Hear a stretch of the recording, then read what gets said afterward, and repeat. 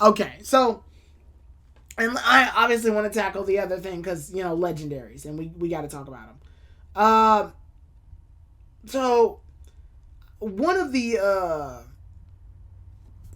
biggest issues that I think people had was during the Suicune episode. I think the Suicune episode and the Articuno episode were like the two biggest. Oh, and maybe the Zapdos episode. I don't hear people talk about the Zapdos episode as much, only because Zapdos ended up. They usually, whenever I hear people talk about the Zapdos episode, they're usually bringing it up as a point for the Articuno episode. But usually I hear a lot of people talk about the legendaries. Why? Because at this point in the series, the legendaries usually only make an appearance in animes during movies or special episodes where some bad guys need to fucking capture them to do a thing and they gotta set them free. Some shit like that. Was there ever a Safari episode for Go? No, they didn't have the Safari Zone for Go, which again would have been another opportunity that they just axed. Anyway,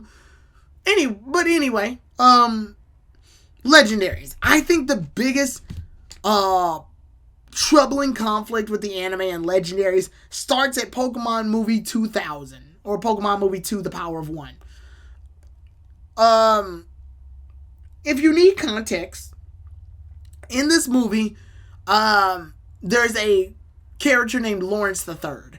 His goal is to capture Moltres, Zapdos, and Articuno so that he can arise to the surface Lugia. That way he can have a complete collection of all the legendary bird Pokemon. Simple plan, right?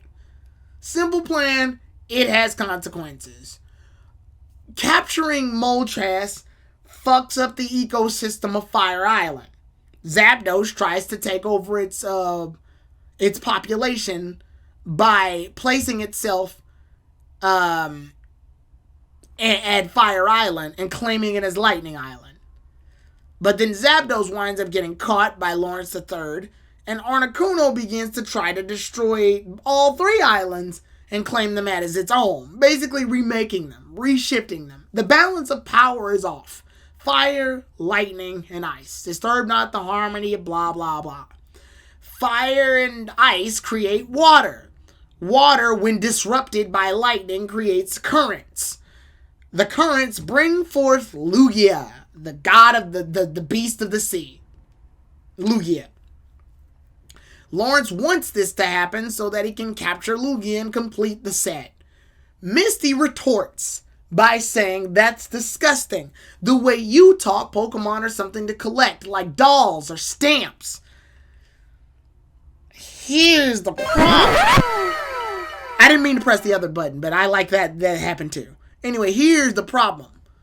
And to give clarification why that button was pressed, so when you press the back button at the bottom two of these stream decks, unfortunately, if you press all the way back to the first set, then it goes to the first set and you don't no longer get the option to press back. And instead, that button is replaced by one of the sound effect buttons. Point being, though, when that happens and Misty makes that statement, it goes against pretty much everything the show, the games, the manga, whatever, has been promoting up to this point. And it also feels like a light jab at those who legitimately want to catch them all. Pokemon has always danced around the moral standpoints of battling and capturing Pokemon. Why? Because the idea does, on paper, sound a bit perplexing. The Pokemon is in its natural habitat, much like animals. The Pokemon look like animals. But you capture them. And when you capture them, you're ripping them away from their home. And you're forcing them to fight off against other animals, which, in theory, sounds like cockfighting. Cockfighting is illegal. Dogfighting is illegal. Why? These animals get seriously hurt and or killed during these death matches. And it doesn't benefit them at all for real. It mostly benefits the recipient, the owner. On paper, this does sound bad until you take a minute to realize the underlying notations of Pokemon. Some Pokemon only evolve by getting stronger. And to do that, you gotta fight. Some Pokemon want to fight. Some Pokemon want to get stronger. Some Pokemon want to be captured to prove themselves. In episode 1, we see that Ash, his Pikachu gets attacked by a Spearow, and the reason it does is because it states wild Pokemon are jealous of human-owned Pokemon. Why are they jealous? More than likely because if you're a wild Pokemon, much like animals, your main threat is death. Remember, we're on the top of the food chain. So your main threat is death. And don't worry, this comes back around to go. Trust me. Your main threat is death. Caterpie has a choice. Be with the trainer that'll evolve it into a Butterfree and love it, or let it be with other Butterfrees that love it, Ashes. Or get eaten by a fucking Pidgeotto. Those are its two options. Those are its main options. That's what it's laying out right now. And Caterpie chose the latter rather than the former. It chose the former rather than the latter. Because it didn't want to get eaten by a fucking Pidgeotto in the woods. Fair enough. So the idea for battling gets fucked up, but is at least, hey, thank you, Mr. X, but is at least covered by the fact that, while that is taking place, there are good trainers who actually take care of their Pokemon and have good sportsmanship. There are bad trainers who abuse their Pokemon and play with bad sportsmanship, tire their Pokemon out, abuse them if they don't perform well, things like that. There are different takes. Always been different takes. Always has been, always will. The moralistics of the layers of human complex ability are vast, especially in Pokemon. So catching a lot of Pokemon. There are some trainers who legitimately nickname and care about every last Pokemon that they've caught. Again, it's their way of socializing. That could have been Go's way of socializing. Oh, these are all my friends. Because I caught them, yes. But I also want to get the chance to know them. They don't do that, unfortunately. But that's the idea, at least. So, yeah, Chimchar going with Paul was the best of a worse situation. So we run into this ideology that it's wrong to collect Pokemon as if they're nothing but dolls or stamps. And then you have to treat them all with care individually. But they're also pushing the fact that if you want to become a trainer with a goal, then you got to capture all the Pokemon. And unfortunately, what happened is that the writers of Journeys didn't listen to the writers of Pokemon Movie 2. So in any situation, if Misty ever met Go, then logically she should beat the shit out of him, just based on his ideologies alone.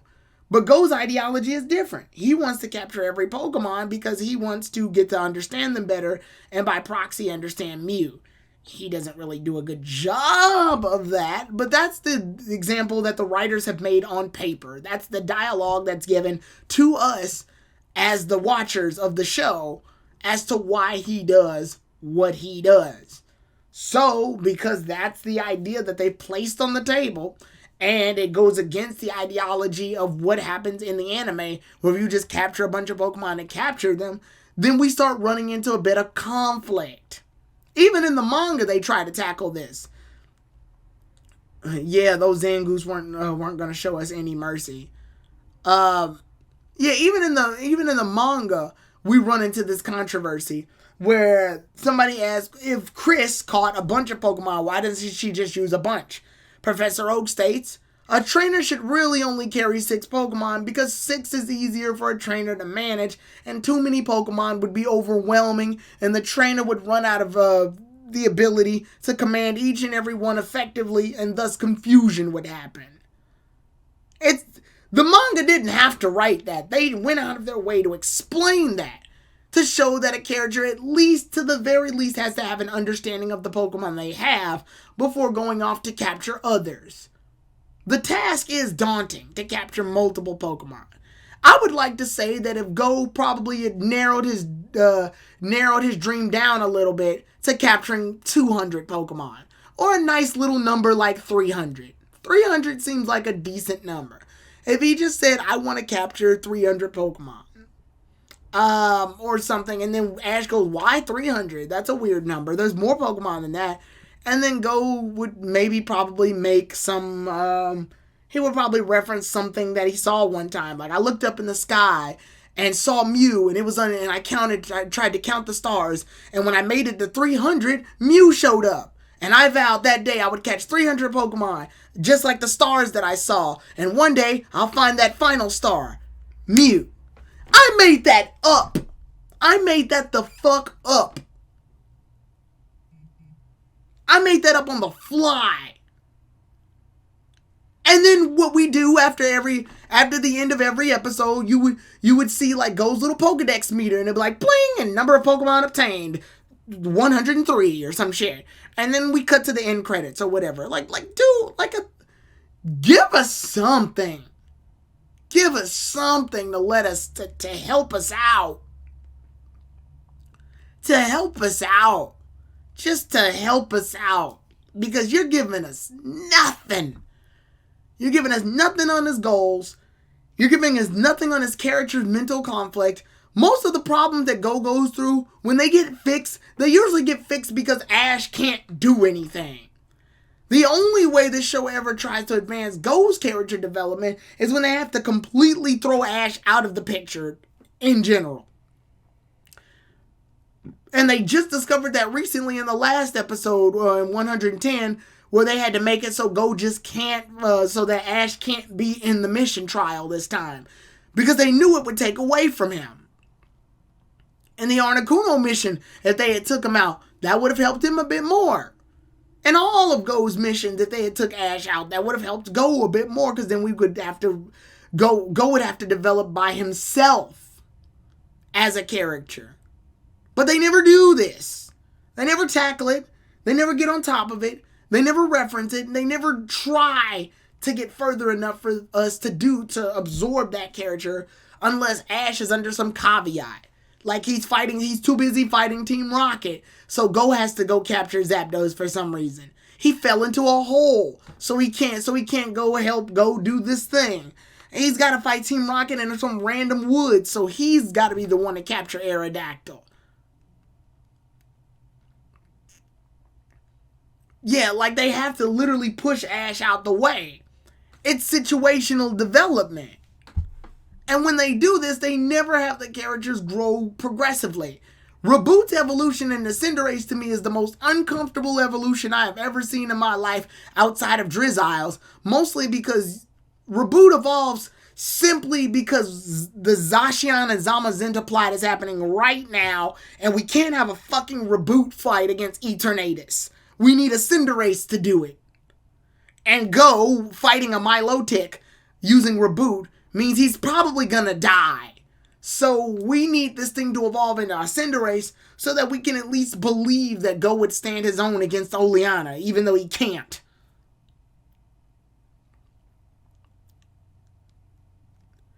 Ash is too busy buying eggs, so Go has to catch a Ho-Oh. Yeah. Like silly shit like that. And it's just, you expect me to care for this character or Ash is depressed, so Go has to be the one to be the good battler at this time because he lost against B. So unfortunately, Ash has to be the worst character in this situation and literally be less competent so that Go can do something. Because if Ash was competent, this situation would be solved already. If Ash could Mega Evolve his Lucario or use Pikachu's Z-move against Articuno, this problem would be solved already. But because he can't, Ash has to be forced to act like an idiot during the entirety of this battle or a situation, only because Go has to learn a lesson or get better in some way, shape, or form. And it feels uncomfortable in all aspects of it. Go's pacing and character development to me have been the most uncomfortable developments of a character I have ever seen in my life. In Pokemon, at least. It feels so, like, you can even argue with Koharu, she couldn't figure out what she wants to do, but that has been a continuing motif. Even before she caught Eevee, she didn't know who she was. She didn't know what she wanted. And the idea is interesting. In a world full of Pokemon where you don't have Pokemon and everybody else is invested in Pokemon, but you don't even know if you like Pokemon or not, what do you do? And when you finally do have a Pokemon, what the fuck do you do with it? That's a interesting idea. It's not the best idea, but it's an interesting one, and they play with it. While not in the best way, it's mostly subjected to Eevee cameos, but they do try. Go, on the other hand, they don't even stay consistent with what they want with him. They change the goal at midway through the series, but it's not even a smooth transition. It's literally just, we're doing Project Mew stuff now because Gary's making fun of you and he's going to upstage you. And then it's like, we're 111 episodes in and you're in last place to do this thing that you decided to do, and there's only one mission left for you to do. So if you don't do this mission correctly and jump ahead of line for everybody else that worked to actually get to this point, so you have to skip far levels of character development and pacing for a new goal that just decided to show up not a year ago. Now we have to rush character development for a plot that you decided to springboard yourself into for nothing more than the fact that we couldn't handle you catching a bunch of Pokemon and we didn't utilize it in any way that would be fundamental. You never wound up developing with any of your Pokemon other than Cinderace and Teleon and maybe Grookey. You capture Pokemon in an instant and barely have any screen time with them. Most of your Pokemon just chill in Sakuragi's lab with you occasionally visiting them. And then even when you do, and there's an episode about the few that have episodes, you're mostly a spectator for the whole thing, watching them do everything for you, never commanding any of your Pokemon, never training with them, never battling with them, never sticking with the ones that actually do want to battle, never hanging out or developing with the ones that want to develop and hang out. None of the Pokemon that end up showing up really even like have interactions with Go as a character. They feel like Pokemon that are just there. They feel like they just exist in the institution, chill out, hang out, and then when Go's not going to see them anymore, he leaves to do whatever the fuck Ash wants to do, which is usually him relegated to sitting on the bench and watching Ash do all the awesome shit, like fight his old friends or recurring characters that he's battled once before, or having a freaking tournament with 8 of the strongest trainers in the world and Go just sitting there going, oh, Ash is so strong. And what does this come to? It mostly just comes to somebody simping over Ash, over how good of a battler he is, and then Go occasionally going out and fighting Team Rocket or a couple of bandits when he wants something, and then going back into his little corner. And then making it a mission to go capture a random Pokemon in an episode, whether it be in place or out of place. And then when he finally goes off to do that, he hops back on a Project Mew mission, which he gets some character development, but then it's immediately haphazard, and it's sped up, and it feels uncomfortable. Go's character feels uncomfortable. It feels uncomfortable.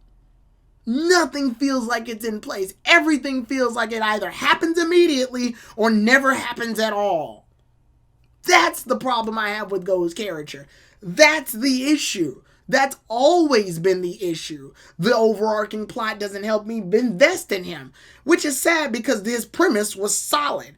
But much like anything when it comes to a beginning, we have expectations. And these things can meet our expectations or not. And they're not subjected to meet our expectations. If I expect that something's going to taste good and it doesn't taste and it tastes nasty, it wasn't obligated to taste good to begin with, but it would have been nice if it did.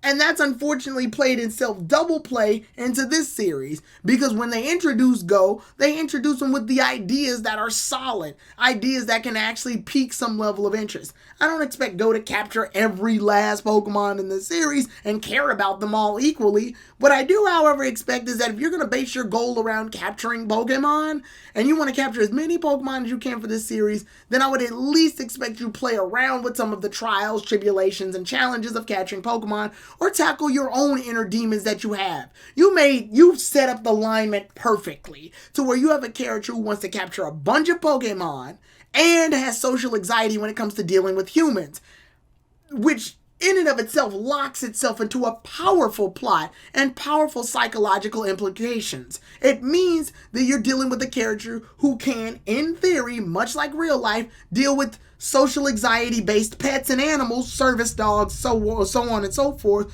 but can't deal with actual people because people are intimidating.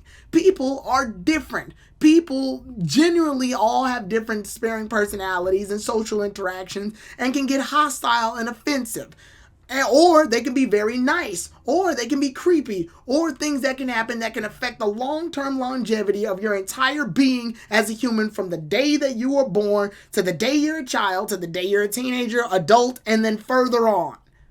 These are tremendous ideas, and it's very apparent that social anxiety and not being able to handle yourself, especially in a world where the internet is so prevalent, it would be very common to see a plot tackle a character that doesn't know how to get along with people but can try to get along with Pokemon really well and capture Pokemon. They tackled this slightly within from Pokemon Black and White, but the anime didn't want to double down on it, so they sort of backed up a little bit. Now you have a main character who has an entire show to tackle this entire issue, and he's using a cover-up of capturing Pokemon to serve as the validation for why he deals with Pokemon instead of people, and he doesn't know how to deal with other people well. Meanwhile, he meets Ash, who's been familiar with people and Pokemon, and you never tackle it. That's what the problem is. You never connect the dots.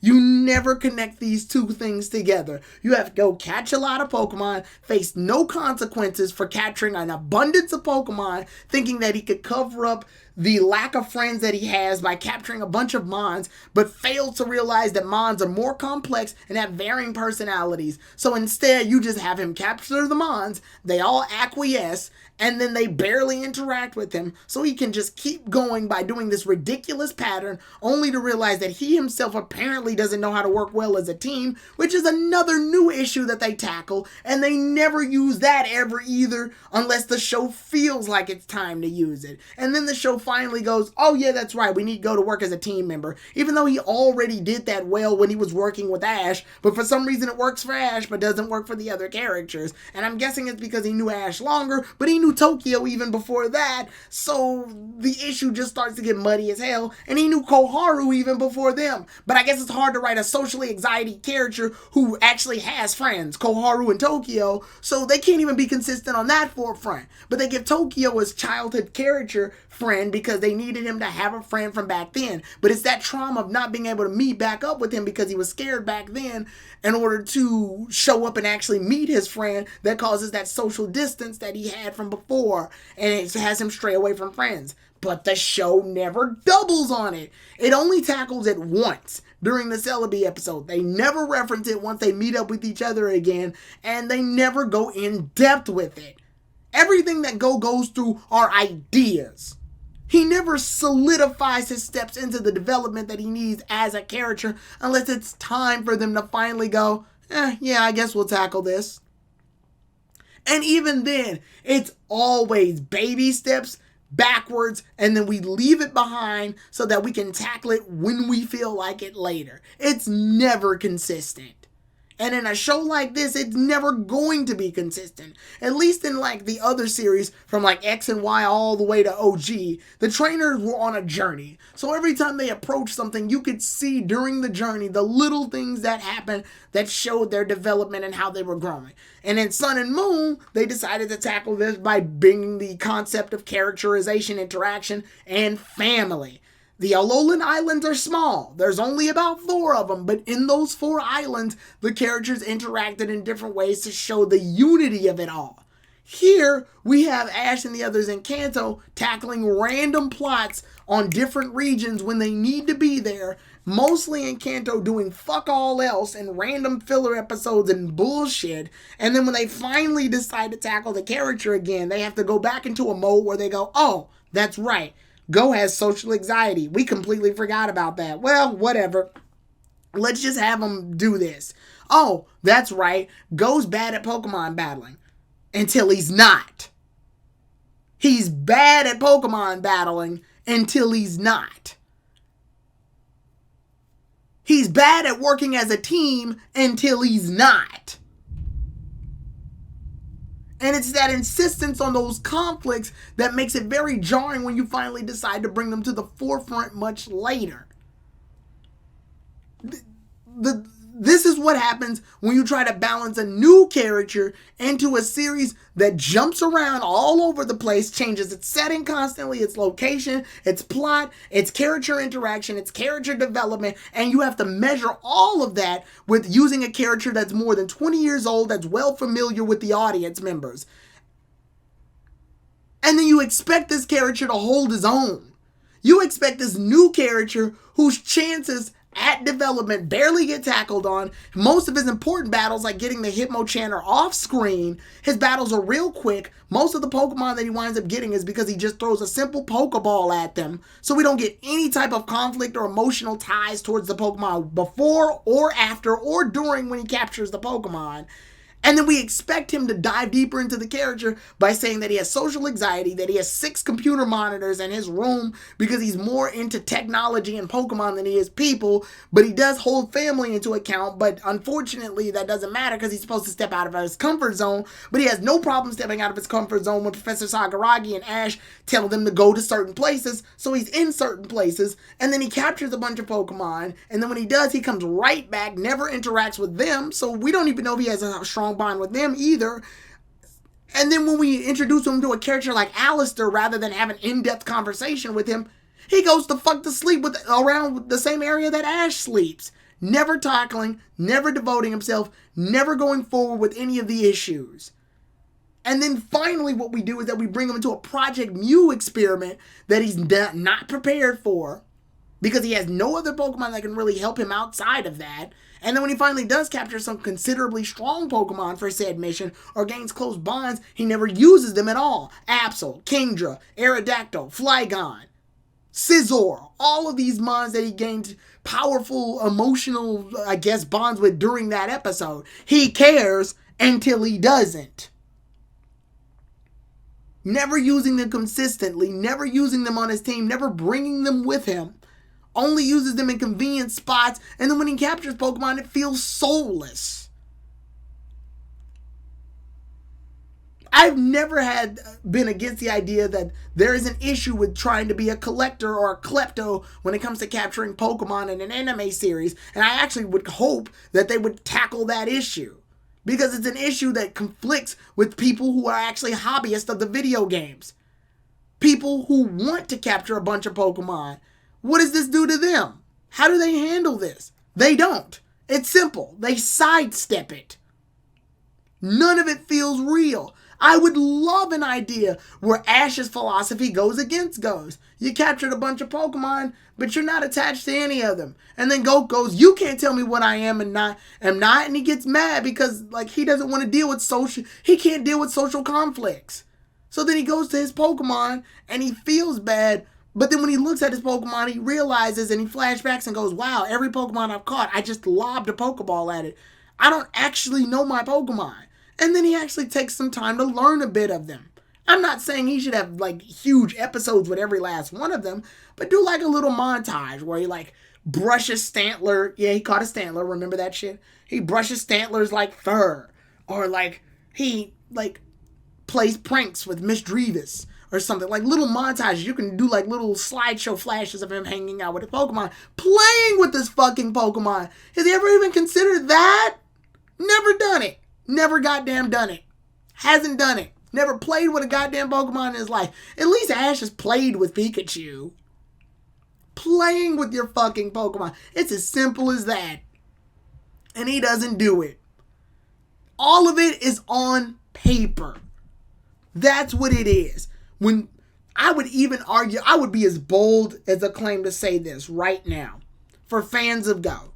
Because I see these fans online, on Twitter all the time, and they get really defensive. And I always felt like it goes into 2 camps. 3, technically. 1, I feel there are people who genuinely like Go for whatever reason.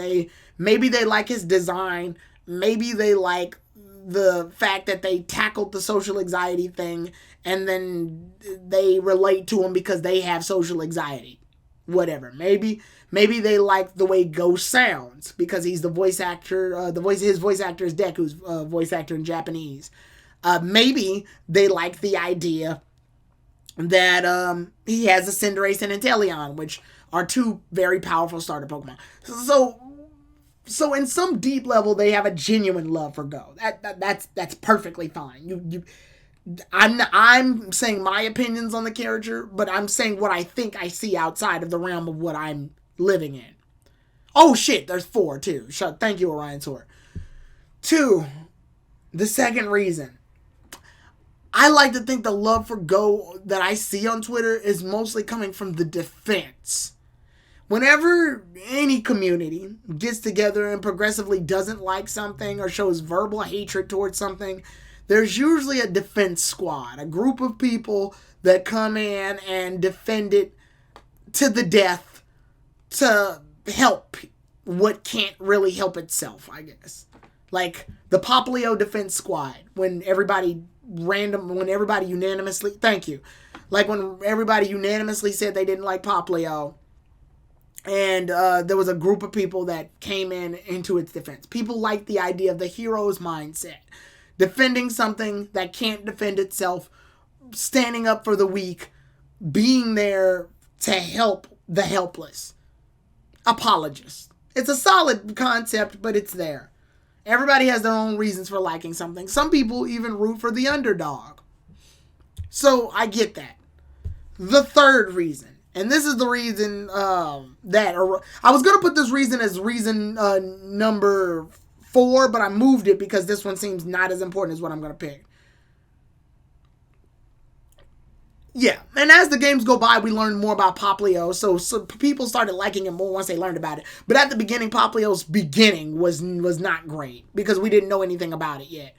But anyway, to go forward, the BL fuel, that I'm not really gonna, I said I was gonna do this at the beginning, but when I mean I'm gonna tackle this issue, I'm only gonna tackle it for a very limited time because I choose not to get in these whole tussles with the LGBTQ plus you, me, HD TV community.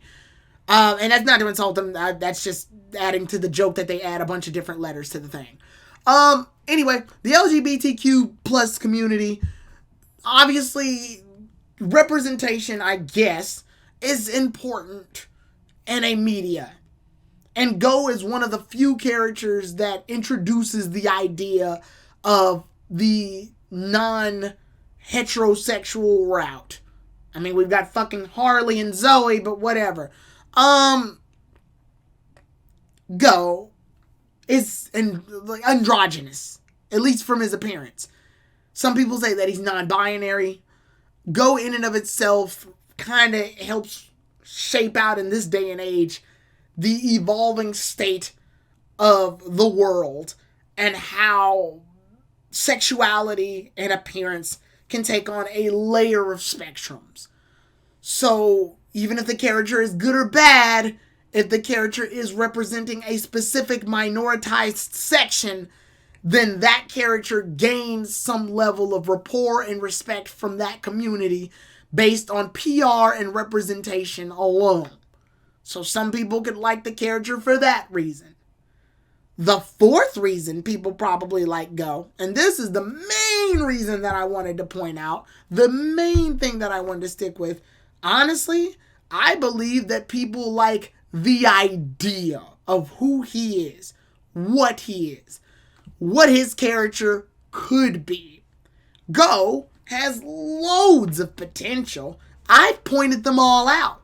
I made an entire plot point based on of his goals, why he would do his goals, his conflict, the mental conflicts he can go through, the writing conflicts he can go through, and the narrative conflicts that he can go through. So he has a buttload of potential. The problem is that it's just that. It's potential. It's brought up on the page, it's briefly glazed on by the audience, and never dug in deep. You can argue that with Ash, the idea was there in OG for his character, but we've had 20 years plus with him, and we have a pretty solid hold on what his character is, or at least what will be allowed for a kid show. Go, on the other hand, we never touch bases on any of his major in-depths, his character, who he wants to be. Little things like I'll give you an example. When May started off, she said she didn't even like Pokemon. She was on the journey because she just wanted to travel. She picks a starter Pokemon that she likes because she thinks Torchic is cute. No other reason.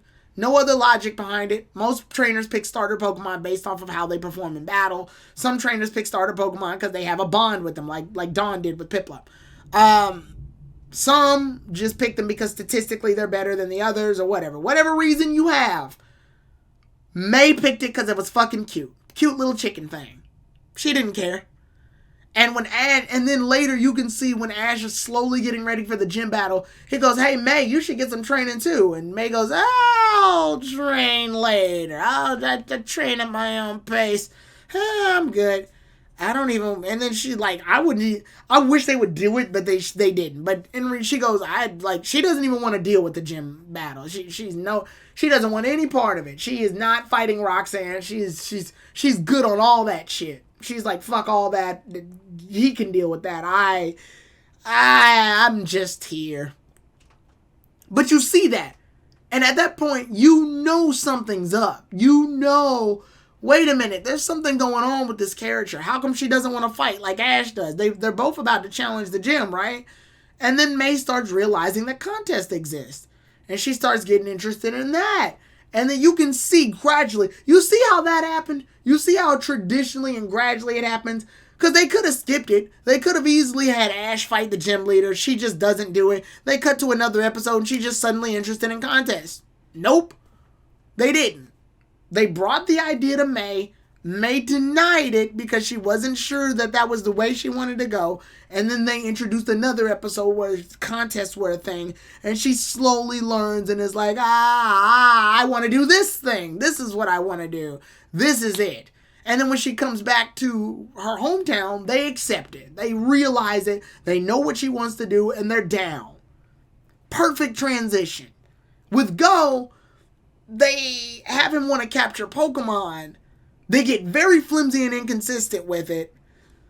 They have him ruin his chances to catch a bunch of Pokemon due to jokes. And then when they realize that they bit off more than they can chew, they switch to Project Mew. And then when they switch over to Project Mew, and it's handled so haphazardly that by this time we're on his final mission where he has to learn all of his character development in one go so that he can be a chaser. And we have to just accept it. They literally put themselves in a crunch time situation and then panicked.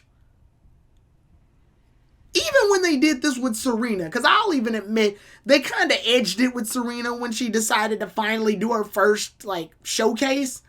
And then keep her doing showcase, which is why they cut it down to 3 keys instead of 5 ribbons traditionally, like what contest coordinators do. You can still at least argue that she dealt with a different level of character development in each of those contests, and it was done in a way to where it was at least believable when everything happened. Nothing felt extremely rushed because what they decided to do was that they didn't give her a bunch of Pokemon and then just say, go for it. No, they gave her 3 solid Pokemon, and that was all she really needed for her performances. So they then developed her with each of those Pokemon, so that it would all make sense when she finally progresses as a trainer. Everything felt a little bit more comfortable towards the end. Things felt right, and they came towards the end of everything that happened. She competes in the master class right before Ash gets his final badge with Wulfric. She, all of that happens comfortably. And then they're able to utilize her character in other ways once she's done doing that goal. Here, Go's not even partway done with his first goal before they jump him to his next. And then when they jump him to his next goal, they rush it. They panic and go, we only have 1 mission left before we gotta hunt down Mew for some reason. And we're hunting down Mew right now because now... Can't Mew teleport and fly anywhere at once? How are you all tracking it? And how do you all have a certain amount of time before you catch it? And what's stopping literally anybody else from capturing Mew? We have to do this right now because now. Okay. Have trainers entered this thing before? How many missions does each trainer get? Trainers get tokens when they complete missions. Do they get 1? Do they get 3? What determines 1? What determines 3? Can trainers do missions where they get multiple tokens based on the performances? How do you judge the tokens? What characters have wound up doing this at less time than Go? If they decide to enter Project Mu right, can you enter Project Mu the day before it's time to chase Project Mu? Even though they said most people should just disqualify themselves, that's no fucking fair. What if that was somebody's first official trial, Mew trial mission, and they failed it and weren't able to do it because it was their first one? Meanwhile, Go, this is like his 5th one, and he still got a shot? Gary's been doing Project Mew missions way before him. So does he just automatically get in because he's just got an abundance of tokens? Gary did most of his missions solo. Go's had to do them with other people, especially with Ash. Does he get the tokens because he was with Ash? Does it subtract his score because he relied on a character who's not in the trial? What the fuck is this project? You see the problem? You yeeted him into something that didn't even have any rules. At least with Serena, we figured it out very clear. There's 3 keys. You need 3. You get in the Masters class. You beat Arya, you become the Kalos Queen. Each contest has different rules. They explain the rules when you go there. Dress up your damn Pokemon. Perform in the appeal round. You win the contest based on votes. It is a clear system from start to finish. This is a mess. A goddamn mess. And he's in it. And we just gotta accept it. This is, let me read the damn things. Go has 112 Pokemon, caught 86 Project Mew, caught 26 post Project Mew. So he's caught less since Project Mew started. Many of them are from the same evolutionary line because the living decks. We're still waiting on Go's big character development moment, and we're so late in. Go's first mission was Cinderace, and the other 4 had Inteleon. The finals is Cinderace again. I hate that they turned this into a competition. Well, we are know the meta reason as to why they had to catch Mew soon, and in-universe reason was due to the rainy season ending sooner or something along those lines. What the fuck does that have to do with Mew, though? And I'm not mad at you, Aqua Sakura. I'm mad at the show. What the fuck does that have to do with Mew? Mew can teleport wherever it wants. What? Also, why does there have to be a competition in search of Mew? My guess is to see which contestant is worthy enough to be a chaser. Because isn't Project Mew to do with research? Why is it a competition? Project Mew is just a shit way to cheat growth and masquerade development. They want to make it tangible to have a number system and ranking. But they decided this too fucking late.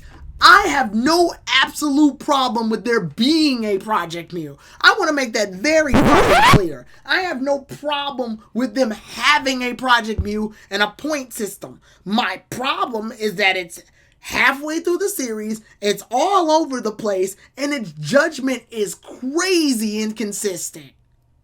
That's what my problem is. You can make all the arguments about Serena that you want from X and Y, but at least when she entered the showcase, we knew what the showcase rules were. And when you're building a setting and a narrative for your show and a tangible way to show progression, then you absolutely need to give us a understandable way to relate to what's happening. If you don't, you lose your audience. You make people frustrated and you make people less invested. Nobody gives a fuck about Project Mew. Not really. You want to know what the big shit is? It's the World Tournament. It's the PWC, the Masters 8. It's always been the Masters 8. And the reason it's the Masters 8 is because the Master 8 is very clear. A bracketed tournament with 8 of the strongest trainers in the world. That is something everybody can understand. This is not, and thus it's not. And Go's in it. And the main issue that he has right now is that he's in last place. So he has to do this one mission to boost himself in first place. And in order to prove that his character is good enough for him to be in first place, that means in this one mission, He has to prove everything with fucking Cinderace, Inteleon, and Grookey. Those are the only 3 Pokemon that he uses consistently enough that I wouldn't even say I care about. I know them. Cinderace probably is the best because it's longer. Inteleon, he's aight. And Grookey, I fucking hate it. And it hasn't done anything useful since its own episode with Thwackey. And outside of that, it is a perpetual failure. And the rest of his mons barely get any screen time, so there's no reason for me to care about them. Caterpie's the best thing he's got. The best. Caterpie is the best Pokemon this man has.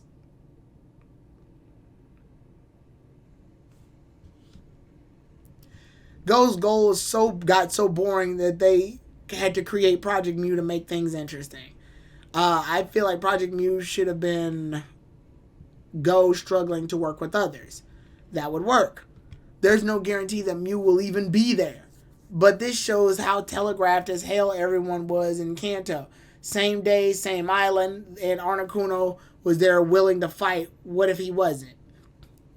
Because competition is just Go going through the motions. He's not getting out of his comfort zone. They could have explained Mew is easily traceable during the rainy season because it tends to stay in certain areas. But they need a dedicated terms of strong trainers to make them the expedition to find it. That's a good plot, Mr. X. The show didn't do it. You know, given what happened in OG when Team Rocket tried to find Mew leading to Jesse's mom's death in supplementary material. Yeah. I mean, I thought his Scizor was cool. Again, I thought his Scizor was cool too. Too bad the show doesn't want to fucking use it. Like I said, it comes with a combination of things. A lack of use of the large roster of Pokemon you've decided to catch. A lack of use of the social anxiety and psychological standpoint that you've put Go in and decided to haphazardly knock it over. Sitting Go in the bench in order to ooh and ah at how good of a trainer Ash is. Every time he's battling, in order to marvel at how good he is. Capturing Pokemon non-dramatically by just chucking Pokeballs at him with no real thought or rhyme or reason. Having him, no real thought, rhyme, or reason. Having him socially interact with everybody, but apparently he has social anxiety issues, but has a childhood friend in Koharu and Tokyo. Having him do halfway of his goal of capturing every Pokemon, only to cut it halfway to do Project Mew stuff that's followed off a very vague and all over the place point system, requiring him to be good at battling, but at the same time never tackle the issue that he's bad at battling, capture important Pokemon off screen or very one-shotted, making him capture strong Pokemon with no consequences or struggles of dealing with the traces of having to capture a strong Pokemon. Go's character is probably the messiest character I've ever had the displeasure of knowing. I'm not here to build a straw man argument and tell you how you should feel. This is how I feel about Go. And when someone does say that he has a good character and names reasons and I tackle them, I'm usually viewed as antagonistic for the sake of just hating the character. Trust me, I don't. I would love if the show would take a minute to stop focusing on returning characters, returning minds, and seeing old people again for reminiscence sake and focus on Go. In fact, I wish the whole goddamn series would have done that, with occasionally cameos here and there from characters that may or may not show up, whether or not the plot is relevant. But they don't do that. They pander and pander and pander until I'm forced to have to watch Go's episodes, which feel like a pace breaker from the already minutia of episodes that have come by that have lived off of nostalgia alone. Most people have been liking Journey's episodes recently because they've been using X and Y and Sun and Moon's formula of storytelling. But none of them have cared about Go episodes. No one really talks about them. No one references them. No one goes back on them. No one tackles them or even breaks them down because why? The show has given me no real reason to do it. And the audience definitely doesn't feel as though they should reciprocate that same feeling. Whenever I feel to see someone praise Go, they say that he's developed his character so much, but it's almost in a haphazard, his character's gained so much development from when we last saw him. And again, like I said, an apple can gain development by sitting in a fucking table for 72 days. It'll be rotten. It'll definitely taste different, but it's gone through change. Being around for a long time doesn't mean you've developed. Slightly changing how you approach something isn't development. That is, the writers have realized that at this point we need Go to do this thing rather than this thing that we wrote before. That's development. Not this haphazard shit that suddenly shows up and then leaves just as quickly and then shows up again when the show's done showing us nostalgia views of all the old characters we've watched before. I've seen audience members straight up sigh and roll their eyes at the fact that we're getting a Go episode instead of Ash going off and doing some masterclass stuff. I've seen people get upset that we have to deal with a Koharu or Go episode before watching the Greninja episode or whatever, or watching the Serena episode, because people want to see the old things versus the new things. And that's how bad it got. So much to a point where Go's Pokemon have to develop for the sake of Ash's development. Froakie can only be strong and evolve into Frogadier because we need Frogadier to exist at this exact moment to remind Ash that he has a Greninja. How pathetic of a character are you at this point to where when you only exist as a jumping off point for another character's further development? That's terrible. And for everybody to forget that you have Pokemon. Froakie had to wind up doing that fight on its own too. This wasn't something like, hey Koharu, we should have a Pokemon battle too. I'm getting pumped up. And then in the middle of their fight, Froakie evolves into Frogadier. No, Go just says, yes, my Froakie evolved. Fuck you, Go. You didn't do anything. That is not your Froakie. That is a Froakie you just happened to catch that evolved. It initiated the action. It initiated a fight with Eevee. It's the one that did all of the rising action in order to do that level of development. Frogadier is more of a character than you at this point. You didn't do jack shit. You stood there, watched the Pokemon evolve, and then Ash had an epiphany that he has a freaking Greninja, and then y'all left off. Only for you to go, is this thing really this good? And then sit in a campsite and ask questions of how good is Greninja, and Ash is like really good. And then when the fighting happens and the vines take place, you watch it all. You're a witness to Greninja, something that's brought in X and Y. You are a witness to watching Ash as Lucario get stronger because of Greninja. You are a witness to Ash's fight against Raihan because you have no place in this episode. You are a witness to watching Ash fight Drosna because you contributed nothing towards his training to fight Drosna. You are a witness. That's all you are going to be in the Masters 8. That's all you're going to be. And then when the show decides, oh yeah, that's right, we need to develop your character. They're going to give you a mission, have you dump all of your character development in one episode, gain all the points necessary to do the thing you wanted to do, and push you forward. And we may or may not get Project Mew in and of that, or they may decide to leave you off as a chaser. And at that point, that's just what you do for the rest of your life. And Ash moves on into Violet and Scarlet and Violet territory. Like Koro just said and how I described it, you're a spectator in your own series. So yeah, to finish it all off, I don't like his character. But that's because the show has unfortunately given me no reason to like his character. And the show played with an idea that at the very beginning I loved. I loved the idea of someone who wants to capture Pokemon. It's something that we never really see in the anime because the anime doesn't like to deal with a large cast or a large amount of characters being caught at once. I get it. And I was hoping the show would push that aside in order to find a way to climb that hurdle. But they don't. They half-ass it, realize it's too much, and then jump to something else that seems a bit more tangible, only for it to be a messy plot. And then when they do all of that, they top it off with Go having character androgenization, representation, and social anxiety issues that are very prevalent today, only for him to tackle 1/18th of it. And then people make the argument, well, people handle things in different ways. You can't say that he can handle social anxiety the same way that everybody else does because everybody is different. You don't know how everybody works. Yes, I don't know how everybody works. That is absolutely true. But you, the writers, have brought this character and you've brought this to the forefront.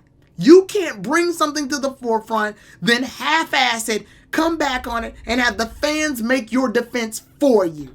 That will not work. It will not fly in my book, and it definitely shouldn't fly in yours.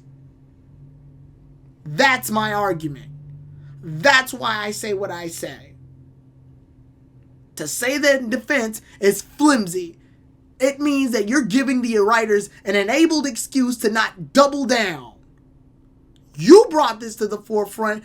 You finish it, damn it. And we're 111 episodes in. And you have a lot on your plate. Let's read.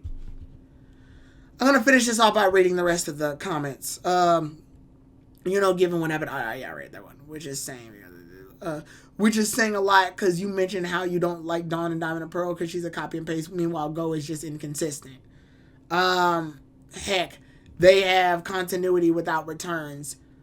Use characters that never got the chance. This is why I love Wilkstrom and Karen, Janine, Xenia, etc. That would have worked. Sabo also evolved with Go's involvement. It's so sad. So Sabo also evolved without Go's involvement. Okay, gotcha. He's a spectator in his own series. I would not be surprised if we do not see Go and Koharu in future series like how they did with Tracy. Which is a shame because Go is supposed to be a protagonist alongside Ash.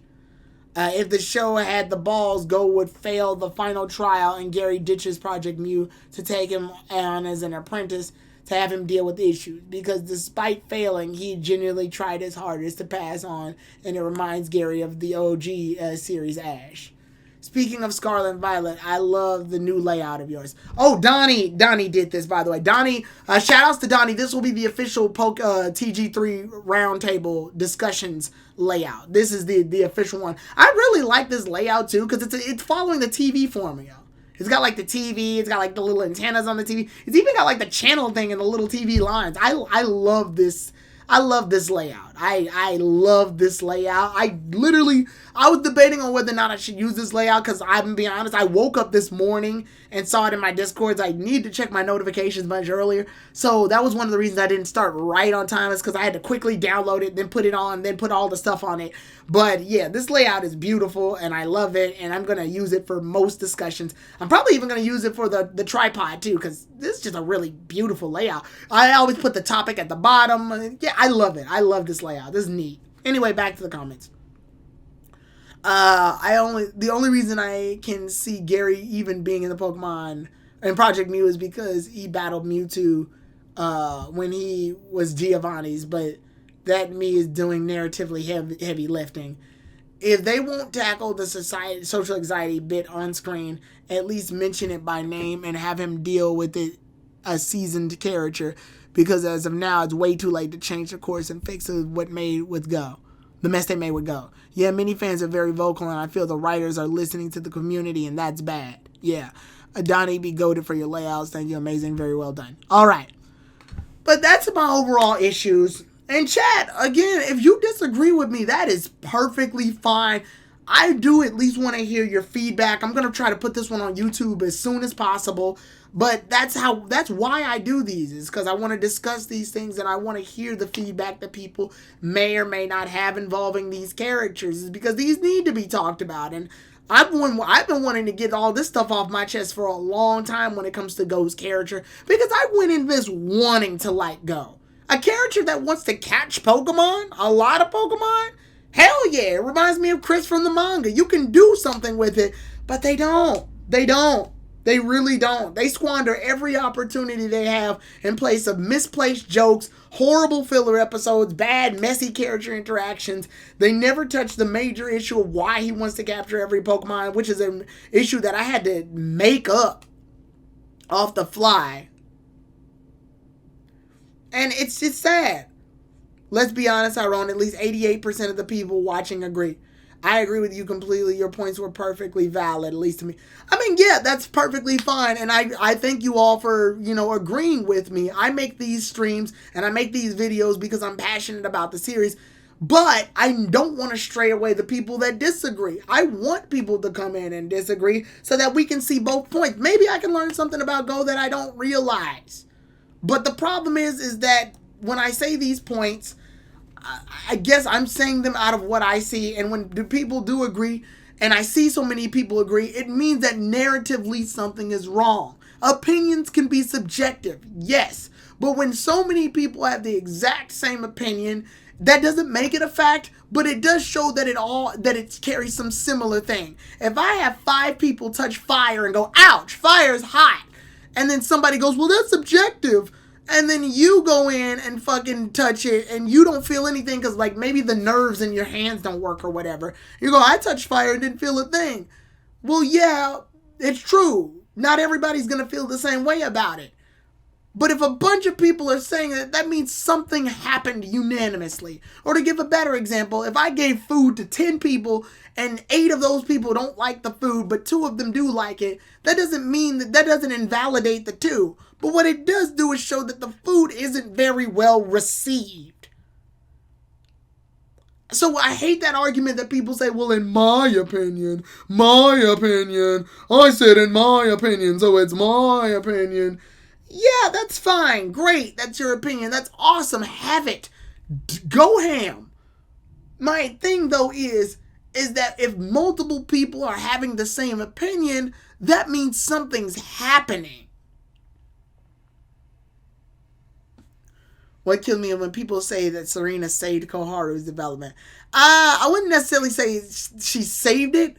I will say that Serena helped Koharu quite a bit more than her other characters have up to this point. Because Serena did a good job with it, but I'm not talking about that one. I may do a Koharu one at some point because I haven't done a Koharu breakdown video and I need to. One day I will, just not today. I know Terrell and I are supposed to be doing something involving journeys. I won't get into the details of it, but just know we'll tackle it at some point, and I got to talk to him about it. But as of now, that's what we got, and that's my major opinions on Go. Since all honesty, had a lot of potential, but how they handled could have been way better. Well, whoa. Well, you seem to go about critiquing in a fair way, which is fine. Thank you. I would say Koharu is much worse. I love their potential and concept. But that's more so a template, not their character, which is sad because I'm neither delusional or hopes. Because I invest or try not to be with journeys and characters, and journeys feel sad, man. Yeah, people out there are saying since Serena's return, they say she fixed her character development. Okay. I would like to hear a discussion about Koharu. Yeah, I'll get it. Like I said, that's something for the future. Yes, the long-waited Terrell's Journeys rant. Yes. But yeah, I will get in touch with Terrell about that because I think he wanted me as a part of that project. It's up in the air. I don't know the huge details about it because he hasn't given me much, but just expect that in the future. But as far as the round table goes and how we feel about like this in particular, I mean, these are my solid thoughts. This is everything, and it's 2 hours and 30 minutes worth of content, which can really be the best way to describe how I feel about this character. So that's how I feel. That's how I've always felt, at least up to this point, is about Go's character. Even recently in the Lily episode, everybody praises the episode, and I think it's a good episode too. The problem is that to me it's not a Journeys episode. It's a Sun and Moon episode with Journeys characters in it. So yeah, but I'll get more into that during the pod. So don't worry, I will give my opinions on that. I see, yeah, I would disagree with that. Granted, like Tyrone said, Serena did help Koharu along with her character development, but as a whole didn't save it. Go is someone I like in concept, but has terrible execution. Yeah, and that's perfectly fine. Nothing's wrong with liking a character for liking the idea of the character. When people say that Go is like the best character developed in Pokemon, or when people say, oh, I love Go's character, it's so well developed. Saying that it's well developed is a bold statement. If you like his development, that's fine. But to say he's well developed is a heavy statement, because now you have to put him up against the pedestal of other characters who have been well developed. Then you have to combat those. And when you say that, obviously you're entitled to your own opinion. But when someone has a different opinion and counters it, then obviously that's laid out. And you're not obligated to argue or debate with anybody. You can keep your opinion and die on that hill. That's fine. It's just when someone else makes their opinion and you challenge it, you can't look surprised when someone else challenges it. For example, if I say on Twitter, I think Go's character development has been the messiest development we've seen in Pokemon history, you can't come in, challenge my opinion, then get mad when I challenge you back. You can't say, well, that was in your opinion, and it's very clear you're biased towards X and Y and blah, blah, blah. One, this has nothing to do with X and Y. I didn't even bring X and Y up. I'm saying based on what I've seen entirely of the whole series, his development is the messiest. Two, I'm saying this based off of the things that I have put up using examples from the show and what I've been given and how they've been interpreted based on what I've watched. So yes, what I've seen, his character is bad, or at least handled poorly. And then someone will reply from that and say, well, in my opinion, he's the best, so that's my opinion. You came on my post to say that, though. It's like, if you can't handle the harshness of it and hold a civil conversation, then don't show up. And that's not me pushing my audience away. That's me saying, I have no problem challenging the debates. I have no problem tackling it. I have no problem learning about characters that I probably didn't know about before, like when I had a debate with Polly over Dawn. I still don't like Dawn, but I understand her character a bit better thanks to Polly. But I'm not going to sit up here and default on that. These are dumbass teens making the post. I won't use that as an excuse either. I was a teen at one point too. And again, I learned things as time passes. And if anything, I would hope that if you're a teenager and you're growing and learning about the world a bit more, then learning perspectives and opening your eyes to things would help further your development as a person. People grow up. People learn. And opinions change. So to use the excuse they're young, to me, doesn't work either. If they're old enough to sit up here and to combat people on Twitter, then that means they're old enough in order to face those very same criticisms that come back. It's as simple as that.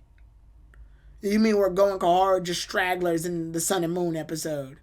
Yes, but it's not the primary reason why I have a problem with this episode. Let's be honest. Yeah. Can we make it a holiday to slander Go? Jesus. No, I don't want to do all that. Teens in their 20s. If you're 30 doing the same, doing that shit, then yeah, it's sad. Also, what's up, Drip Russian? But yeah. Let's end it out because I am terribly tired and hungry after doing a 2.5 hour stream where I'm just talking. Thank you guys so much. I really appreciate the continued support. We had a continuous about 15. I'd say we averaged 15 the whole stream. So thank you so much. And I also want to thank you guys so much for listening in on the discussion. I'll post this on YouTube later. I'll try to get this one out. I'll try to get this one out the week before Go does his final mission. I don't know when his final mission is, but I want to get this out the week before that. That way we can have video context and then see how they handle it further. See if they gotten better or worse with it. And then see how that all lays out. Because at that point, the series will pretty much wrap up Go's most of his major character development. So that would be a good way in order to see where we were to where we are. So yeah, I'll try to time it for that.